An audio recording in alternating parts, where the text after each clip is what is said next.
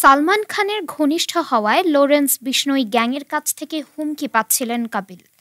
এবার সম্প্রতি তার কাছে ১ কোটি টাকা চেয়ে হুমকি দিয়েছিলেন এক যুবক। ২৭ সেপ্টেম্বর কলকাতা থেকে অভিযুক্ত যুবককে গ্রেফতার করা হয়েছে। ভারতীয় সংবাদ মাধ্যমগুলো বলছে, গত ২২ ও ২৩ সেপ্টেম্বর কপিল শর্মার কাছে ৭টি ফোন আসে, যেখানে তার কাছে ১ কোটি টাকা চাওয়া হয়। জানা গেছে, দিলীপ চৌধুরী নামে ওই অভিযুক্ত গ্যাংস্টার রোহিত গোদারা এবং গোল্ডি ব্রারের নামে কপিল শর্মাকে হুমকি দিয়েছিল। এই হুমকির ফোন পেয়ে মুম্বাই ক্রাইম ব্রাঞ্চের কাছে বিষয়টি জানানো হয়। তারপরে কলকাতা থেকে গ্রেফতার হয় অভিযুক্ত যুবক। আগামী ৩০ সেপ্টেম্বর পর্যন্ত পুলিশি হেফাজতে রাখা হবে তাকে।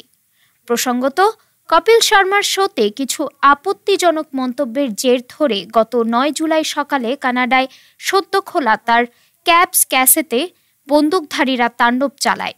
ঘটনার দায় স্বীকার করেছেন হরজিৎ সিং লাড্ডি। ডেস্ক রিপোর্ট, আজ বার্তা।